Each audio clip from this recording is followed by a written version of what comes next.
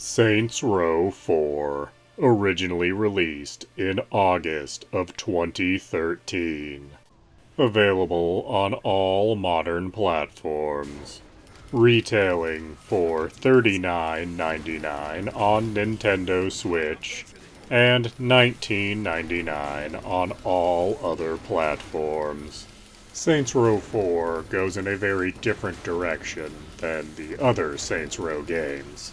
While it is still an open world and very much a sandbox, instead of being somewhat grounded and fighting street gangs, you have superpowers and are fighting aliens.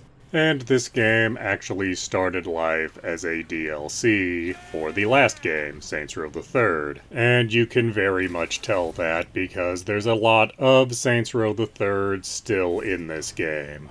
The map is only slightly modified from the last game. Character creation has all the same pieces to choose from, and you can in fact take your character from Saints Row the Third and use it in this game. In fact, the game will do that by default. All of the same clothing from Saints Row the Third is again available, plus only a very small number of new items. What's new here is the superpowers, and they primarily make pieces of gameplay irrelevant. You won't bother stealing cars because you can run at super speed. You won't bother getting helicopters because you can jump vast distances and glide. You won't bother killing every enemy individually when you can throw one explosive blast at them and kill all the enemies in a chain that way. This is also the reason you'll virtually never call for your homies to come help or recruit generic gang members. Your superpowers also lead to the game becoming easier as it goes on. As early on, when your powers are very limited, things are much more challenging. But as you unlock new powers, and simply power up your old powers, you become something of a Silver Age Superman. Too powerful for anything to ever really threaten you, and thus kind of boring.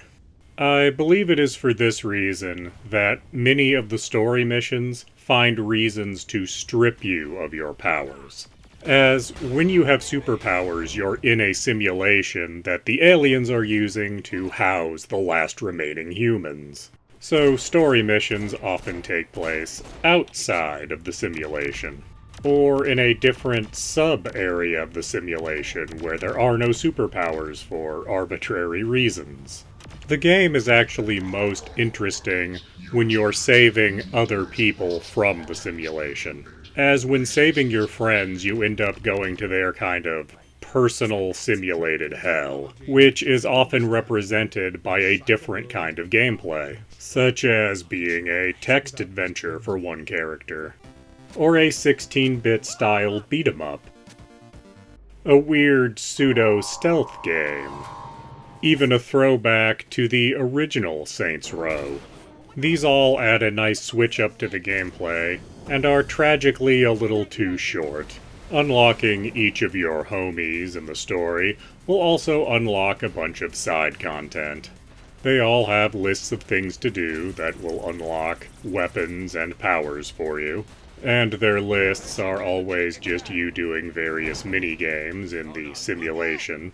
And after doing enough of their lists, each character has a loyalty mission that will unlock superpowers for that homie when you call on them.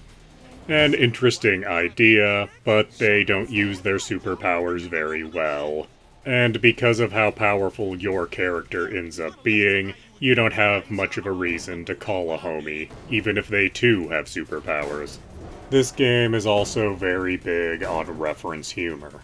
For example, Keith David is here playing himself, so a ton of jokes with him reference They Live, and even Rowdy Roddy Piper shows up. But since Keith David played Julius in the first Saints Row, there are also a bunch of jokes referencing that. And this is the same way every character is handled in this game.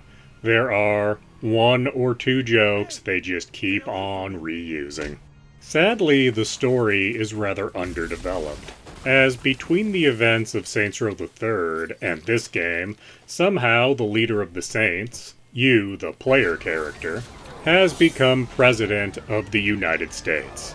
And there is absolutely no explanation as to how that could have possibly happened. And I'm not sure what the point of this was, as almost immediately the aliens invade and pretty much win.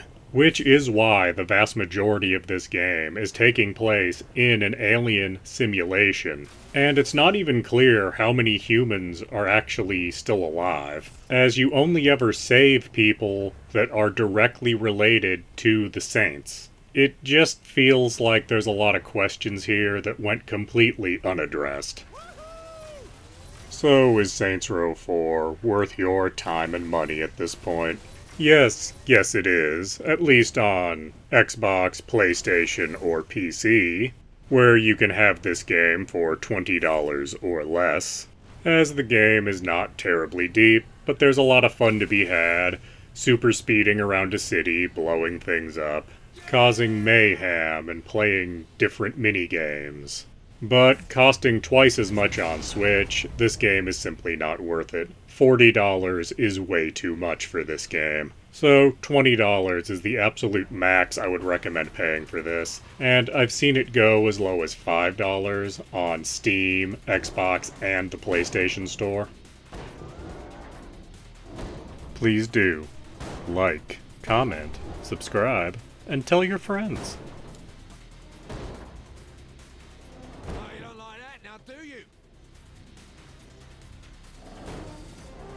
Don't worry, Paul, I'll pull one out for you.